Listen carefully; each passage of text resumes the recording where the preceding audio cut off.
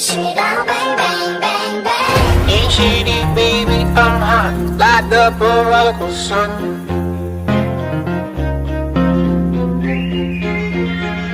Pick up a little mini money, mo and flower, you're the chosen one.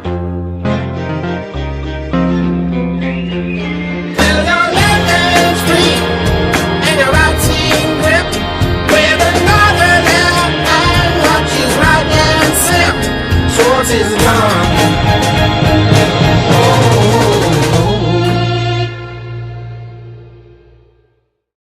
São Francisco sempre foi uma cidade bonita, arranha-céus gigantes, bondinhos cruzando as ladeiras, turistas por todos os lados e um dos maiores centros tecnológicos do planeta. Mas como toda cidade grande, ela tinha um lado que quase ninguém mostrava.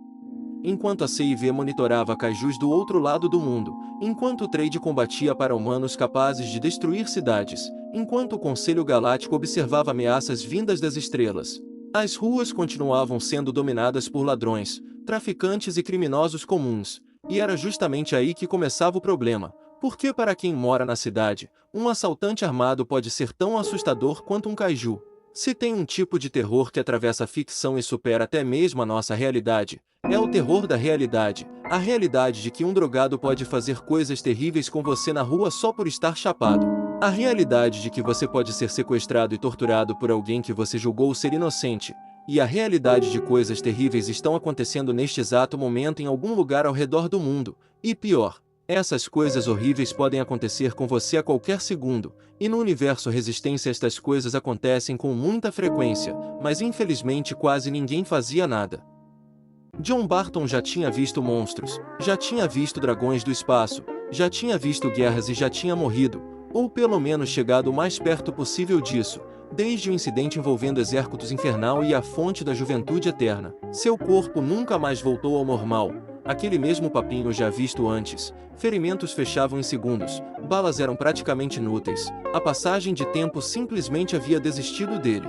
Mas nenhuma dessas habilidades conseguia curar a única ferida que realmente importava, aquela dentro da sua cabeça.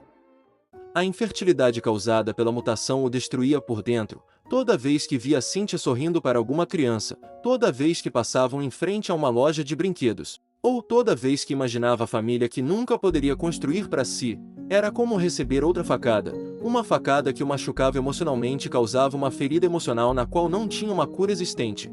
Então ele fazia a única coisa que conseguia. Ele trabalhava, construía equipamentos, consertava veículos, projetava novas tecnologias junto com Todd para CIV, dormia pouco e pensava demais. E ao decorrer dos anos isso foi causando uma depressão meio severa nele. Havia momentos onde ele pensava em se suicidar, mas desistia logo depois, pois sabia que se tentasse seus poderes o impediriam e o trariam de volta à vida em questão de segundos. Claro que depois do que aconteceu com a Ilha Sem Nome, ele e Cynthia fizeram as pazes e buscavam uma maneira de se livrar daquela dor que ele sentia todo dia, mas a cada dia que passava ela parecia cada vez mais inevitável. Mas saindo um pouco do lado do John, hora de apresentarmos 3 novos personagens a este universo. Samuel Figi. Ele era um acrobata do circo dos irmãos Eisenberg, e um bem habilidoso. Ele fazia saltos em trapézios altos, se balançava em cordas, e ele tinha um lance único de ter agulhas nos pés, pois ele se balançava justamente para acertar alvos no chão com estas agulhas. Eles o apelidavam de aracnídeo, pois seus movimentos eram tão rápidos e tão acrobáticos que até pareciam uma aranha. E ele tinha uma vida ali, amigos que gostavam dele, um número próprio no qual ele era extremamente habilidoso, sua esposa e filho o amavam. Tava tudo dando certo. Até que um dia uma de suas cordas se soltou e ele acabou por fazer um movimento errado, que o arremessou direto para a plateia e acertou com suas agulhas um civil. Ela cravou muito profundo em seu peito e o matou de hemorragia interna. Dias depois os familiares da vítima o processaram. O circo não assumiu a responsabilidade pelo acidente e ele foi separado de sua família. Seus amigos de circo o viam como um assassino. Felizmente ele ficou pouco tempo na prisão, mas depois disso, não tinha um currículo bom o suficiente para arrumar emprego em outro lugar, pois o circo haviam o acolhido no passado e agora eles o abandonam. Ele não tinha muito dinheiro para pagar o aluguel, não tinha com que se sustentar, não conseguia arrumar emprego, e estava desesperado por uma ajuda que não chegaria, e com isso fez a única coisa que qualquer pessoa faria. Ele juntou o que sobrou de seus antigos equipamentos, moldou um traje próprio e entrou para a vida de crime. Primeiro foram assaltos leves, como roubar bens materiais de civis, mas ele foi ficando bem mais habilidoso, e foi fazendo coisas maiores. Passou a roubar bancos, tirando altas quantidades de dinheiro. Os policiais não acompanhavam seus movimentos acrobáticos que seus lançadores de teia que ele mesmo fabricou proporcionavam e então, ele emitia golpes letais com seus espetos nos pés nos próprios policiais que o atacavam. Ele não era violento, mas a ganância foi subindo tanto à mente, que ele não ligava mais para quem vivia ou morria. Ao ponto de praticamente esquecer de quem ele já foi um dia. E agora, ele assumiu completamente o manto de aracnídeo e se tornou um vilão que botava medo nas ruas. Foi durante uma dessas noites de assalto que John abriu o noticiário para ver São Francisco sendo ameaçada por um cara mascarado, que de dia à noite assaltava pessoas e matava uns inocentes. Normalmente ele pensaria que as autoridades poderiam dar um jeito de resolver isso, mas por se tratar de São Francisco, sua cidade natal onde viveu boa parte da sua vida, ele decidiu conversar com Trade sobre esta situação. Não era uma conversa oficial, era só uma dúvida mesmo. Nos últimos meses, os jornais estavam falando sobre um homem usando equipamentos de circo para assaltar bancos, e John perguntou se a Fundação para Humanos ou a própria CIV pretendiam agir com relação a isso, deixando claro que se tratava de São Francisco, mas o Trade praticamente deu de ombros quanto a isso. Na cabeça dele, aquilo não era prioridade, enquanto existissem kaijus, dragões cósmicos e para-humanos capazes de destruir continentes. Ladrões de banco eram trabalho da polícia, disse que era um nível de rua demais e que a CIV tinha prioridades maiores do que ir atrás de um cara fantasiado de aranha pela cidade, o que John meio que discordou, mas preferiu ficar quieto, apesar de se sentir meio injustiçado com a resposta. Poucos dias depois, Samuel Fige realizava mais assaltos. Poucos lembravam que ele já havia sido um dos maiores artistas circenses da Califórnia, mas Cura agora era conhecido apenas como Aracnídeo, usando lançadores mecânicos presos aos pulsos. Ele cruzava prédios inteiros com a mesma facilidade de quando atravessava os arcos do circo e para ele se sentia imbatível, e resolveu mexer com o que não deveria e, propositalmente, assassinou o dono de uma lanchonete bem das conhecidas na cidade. Essa notícia chegou até a base do John, o que o deixou abalado, pois ele conhecia o dono daquela lanchonete. Ele tinha lembranças da sua infância de ter ido lá algumas vezes, e lembra do carinho que ele sentia pelo dono. E agora, vendo aquele noticiário tendo a notícia que seu velho amigo tinha sido vítima do aracnídeo, e pior, sabendo que a polícia não estava dando conta deste sujeito, e que nem o Máquina Azul resolveria o problema, o mundo dele simplesmente caiu, e ele se sentiu abalado ao extremo. Horas mais tarde, naquele mesmo dia ao entardecer, Aracnídeo já estava com um plano traçado, tinha planos de assaltar uma caixa registradora de um banco que resolveu ficar acordado até tarde e para ele, estava tudo dando certo. Isso é, se um homem usando apenas um colete marrom não tivesse atravessado seu caminho. O homem usava uma máscara improvisada, que tampava parcialmente seu rosto, ainda sem um uniforme e usando um facão como arma. Ele desafiou o Aracnídeo a uma luta, e devo dizer, foi desastrosa. O Aracnídeo era rápido demais. Cada assalto parecia impossível para um ser humano normal executar. O homem mal conseguia acompanhar, levava socos, chutes, foi lançado contra uma parede, recebeu vários cortes profundos na barriga, mas tinha algo errado. Ele ainda continuava levantando. Samuel ficou completamente assustado. Ele não tinha ideia de quem era aquele maluco ou por que ele continuava insistindo naquilo. E antes que pudesse descobrir, o homem conseguiu derrubá-lo de um telhado. Não o matando no processo, mas fazendo-o fugir. E foi praticamente a primeira derrota do Aracnídeo, ao mesmo tempo que foi a primeira surra que aquele homem tomou. Que por falar nisso, aquele homem nada mais era que o John, usando um traje improvisados para que ninguém pudesse reconhecê-lo naquele lugar. Dias depois, rolou outro incêndio, mas com outro criminoso, ou seja, outro problema, e dessa vez era o Goblin. Nathaniel era originalmente um professor de química na Universidade de São Francisco, onde ele também era um estudante, só que ele tinha um problema, o vício. Ele acabou descobrindo metanfetaminas e ao entrar em contato com essas paradas ilícitas desenvolveu um vício forte. Ele chegava até a comprar um pouco de seus alunos só para consumir, o que infelizmente foi o deixando mais e mais violento. Até um determinado momento em que ele atingiu o ápice e tentou desenvolver sua própria droga com os materiais químicos que a escola tinha junto às drogas que ele comprava. E infelizmente acabou danificando uma região muito importante do cérebro onde ele alucinou completamente e adquiriu uma personalidade desenfreada, que claro, aos professores perceberem isso ele foi demitido e expulso da universidade. E como ainda tinha bastante dinheiro dado pelo emprego, ele gastou tudo criando uma roupa tecnológica e pirotécnica, que dispara chamas e bolas de fogo dos pulsos, se tornando então o drogado Goblin. E naquele dia, estava na sua vez de atacar. Ele fazia várias explosões que iluminavam a noite enquanto caminhões inteiros eram incendiados. Ele ria enquanto lançava bolas de fogo para todos os lados, causando mais estrago que o aracnídeo. E o John, do jeito que ele era, tentou enfrentá-lo. Resultado? Foi arremessado por uma explosão. Seu braço praticamente virou carvão. Seu rosto inteiro ficou queimado. Sofreu o dobro desta vez, mas mesmo assim, ele levantava e encarava o mascarado. E por conta própria, Goblin decidiu fugir, percebendo então que pela primeira vez alguém havia sobrevivido às suas armas. Ah é, eu nem tô contando mais na C&V. John escondia os ferimentos que seu fator de cura demorava a curar usando desculpas cada vez mais absurdas, do tipo: caiu da escada, bateu numa porta, acidente de laboratório, essas paradas aí. Cynthia foi percebendo que havia algo errado, mas John sempre mudava de assunto antes que as coisas pudessem seguir outro rumo. E as noites iam passando, as notícias aumentaram, e a cada confronto novo John atualizava mais e mais o seu traje para se adaptar às lutas contra estes bandidos, até que um terceiro apareceu. De Gerald era um policial da cidade, que vivia bastante tempo lá, tempo suficiente para entrar no mundo da corrupção. Basicamente ele tinha um esquema de trocas com algumas gangues e facções. Em troca de armas para a delegacia, ele evitava que certas viaturas da polícia passassem em certas regiões da cidade, permitindo assim que o tráfico corresse solto nestas específicas regiões. Até que um dia, ele pensou: se eu trair o movimento e caguetar a localização de uma gangue em específica, eu posso acabar recebendo mais créditos no departamento. E posso vir a subir de cargo por isso, recebendo bem mais que o que eu já ganho. E com uma ideia dessas, o cara sem dó foi lá e traiu uma das gangues que tinha um alto tráfico de tecnologia da Gangue da Prata. Ou seja, ele roubou tecnologia roubada e matou uns bandidos aí. E você pode até pensar que ele fez algo de bom, mas está redondamente errado. Por que ele fez isso para uso próprio? Ele pegou aquela tecnologia experimental e usou ora a si mesmo, criando sabe o que?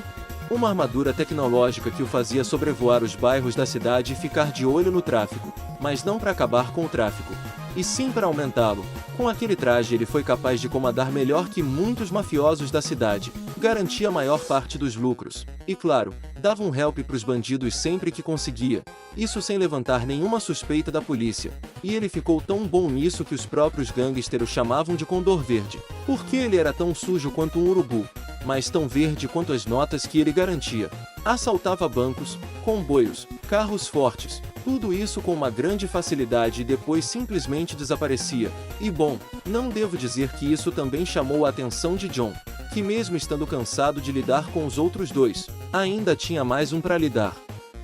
John tentou persegui-lo usando um helicóptero da C&V em sua primeira luta, mas não deu certo. Era lento demais comparado às asas do Condor Verde, que podiam atingir velocidade hipersônicas quando bem carregadas, então decidiu reconstruir algo próprio. Alguns anos atrás, ele tinha feito algo que o diferenciasse dos demais combatentes da C&V. Ele tinha feito um caça que ele batizou de Magnum, inspirado em seu pai. Mas durante os eventos de Exércitos vs Hydro, Magnum foi danificado e passou anos sem conserto. Então John se lembrou dele e decidiu que finalmente tinha uma utilidade para ele. Durante algumas semanas ele trabalhou escondido dentro de um hangar esquecido, trabalhando no Magnum peça por peça, motor por motor, reaquecendo todas as partes do reator primário e secundário. E quando finalmente terminou, renascia o Caça-Magnus. Um pequeno jato extremamente veloz, compacto e altamente manobrável, equipado com tecnologias da C&V modificadas pelo próprio John. Ele criou praticamente seu próprio parceiro. E agora ele finalmente podia acompanhar Condor Verde pelos céus. O tempo passou, sempre o mesmo. John chegou a passar a virada do ano novo daquele ano em batalha, mas cada confronto ensinava alguma coisa. Aracnídeo era rápido, mas dependia das próprias teias. O Goblin era poderoso em poder de fogo, mas perdia completamente a cabeça quando era provocado. E Condor Verde era praticamente impossível de alcançar, mas fazia curvas muito abertas quando voava em velocidade máxima. E como John tinha memória fotográfica, ele percebia detalhadamente cada detalhe das batalhas, anotava tudo para corrigir na próxima vez, enquanto seu equipamento também mudava. Primeiro veio um capuz, depois uma máscara improvisada, joelheiras, braçadeiras, proteções metálicas, um cinto de utilidades, e foi evoluindo até chegar ao traje cinza e preto que começava a assustar o submundo urbano. Era cuidadoso o suficiente para que ninguém saiba quem ele era, mas todos comentavam do Homem do Facão, o vigilante seminoturno, o fantasma das ruas, e depois de várias aparições, alguém acabou apelidando aquela figura de Machete. O nome até que pegou, ajudava a disfarçar sua segunda identidade de vigilante, só que uma coisa curiosa começou a acontecer. Os três criminosos perceberam um detalhe: por mais que trabalhassem de formas diferentes e serem realmente diferentes um do outro, ambos repararam que sempre era o mesmo cara com facão. Sempre era a mesma insistência irritante em aparecer e insistir em lutar com aquela maldita regeneração acelerada. E Condor Verde foi o primeiro a perceber que, todos os três, estavam lutando com o mesmo para-humano. Em uma noite, depois de Aracnídeo ter sido derrotado, Condor Verde o encontrou no beco cuidando de seus ferimentos. Ele apareceu do nada surpreendendo o próprio, mas ele não veio sozinho, ele também veio acompanhado de Goblin.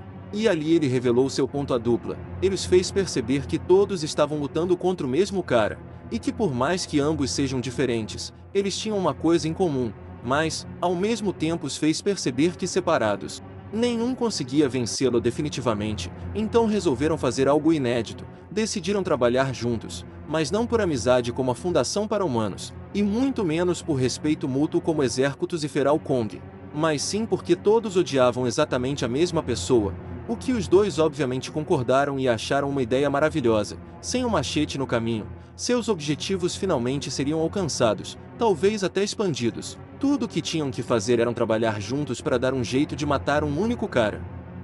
A armadilha foi montada em um antigo complexo industrial. O plano era que quando o machete chegasse, as portas fechariam, explosões bloqueariam as saídas, Condor Verde mergulharia do céu como um míssil. Aracnídeo prenderia seus braços com teias reforçadas como cabos de aço e, por fim, Goblin incendiava tudo, para garantir que nenhuma parte do machete sobrasse para que ele não se regenerasse de volta. Eles só precisavam de uma isca. John estava de boas em sua base, reforçando algumas coisas para o próximo combate, até que ele leu o noticiário da TV. Aparentemente uma moça tinha sido sequestrada e ameaçada de morte pelo Aracnídeo, e diziam que era melhor trazerem uma certa quantidade de dinheiro até o local, ou ela seria brutalmente fatiada ao meio. E quando John viu aquilo, ele não tinha como dizer não, não era apropriado deixar para lá enquanto alguém está sofrendo. Então ele imediatamente pegou seus equipamentos e partiu pro resgate, até porque ele conhecia o Aracnídeo, tinha conhecimento de seu estilo de batalha, então em seu ponto de vista não seria difícil derrotá-lo, e ao entardecer, chegando lá, devo dizer, foi um massacre. A começar que a vítima era falsa, um manequim cheio de explosivos amarrados a ele, e quando ele percebeu, a explosão John o lançou contra a parede do estabelecimento, e antes mesmo de se levantar, foi perfurado nas costas pelo Aracnídeo, que estava à espreita esperando cair na armadilha, logo em seguida sendo queimado pelo Goblin, com novos lança-chamas em seus pulsos. Arremessado ao alto e atropelado pela velocidade supersônica do Condor Verde, ele queria ter revidado, mas seu facão caiu longe durante o ataque surpresa, sua máscara rasgou na região dos olhos, seu uniforme praticamente virou trapos. Mas mesmo assim ele levantava, outra vez, e outra vez, e outra vez. Mesmo com sua imortalidade, ele ainda era capaz de sentir dor e cansaço, e isso numa batalha muda tudo. Goblin começava a ficar nervoso. Não compreendia como aquele homem ainda respirava. Condor Verde já não escondia o medo que sentia do resultado daquela batalha. Aracnídeo começou a duvidar que Machete fosse realmente humano, mas John também estava perdendo. Pela primeira vez ele percebeu que apenas resistir não seria suficiente. Aquilo não era como ter que lidar com o Butcher descontando sua raiva nele. Começou a apanhar e feio, pior do que qualquer coisa, pensou até em desistir. Mas então, ele parou de lutar como um tanque resistente, e começou a lutar como um caçador. Ali ele percebeu que nem tudo era usar a força, e passou a usar mais a inteligência, e então começou a fazer suas estratégias. Primeiro ele fez o Aracnídeo errar um disparo, o cabo de teia prendeu na asa do Condor, Goblin lançou uma bola de fogo que John desviou, cuja explosão acertou justamente o reator do Condor. As asas foram perdendo estabilidade, e então, o Condor caiu atravessando um galpão inteiro. Aracnídeo, por desespero, tentou usar outro fluido de teia, que John cortou a linha com o facão que conseguiu recuperar, e sem impulso, Samuel caiu violentamente entre alguns entulhos, e por fim, Restou apenas o Goblin, que ficou furioso e perdeu completamente o controle, disparando fogo para todos os lados. John não correu e não atacou, apenas esperou o gás acabar. Goblin ficou cada vez mais descontrolado. Gastou praticamente todas as granadas. Gastou todo o combustível que alimentava seu lança-chamas. Ele era que nem o Thomas no surto. Atacava sem pensar, e quando chegou no momento exato, Machete lançou seu facão com força. A lâmina atingiu o lançador de chamas e uma explosão gigantesca tomou conta do galpão.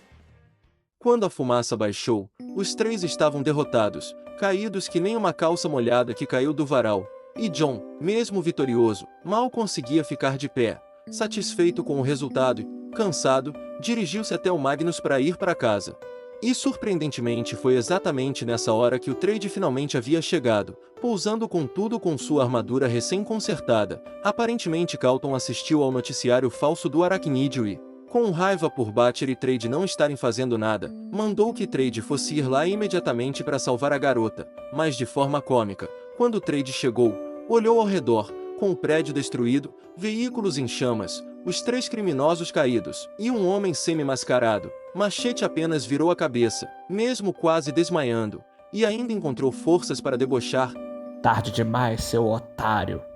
E antes que Trade pudesse responder, o vigilante desapareceu no céu, usando o piloto automático do Magnum para ir a seu esconderijo secreto sem ser detectado. Nem a CIV conseguiu encontrá-lo.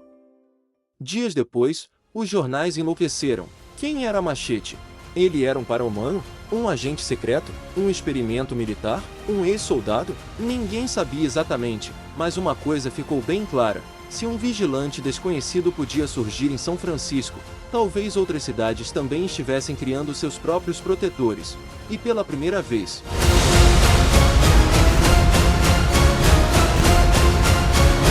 o mundo começou a falar sobre vigilantes urbanos.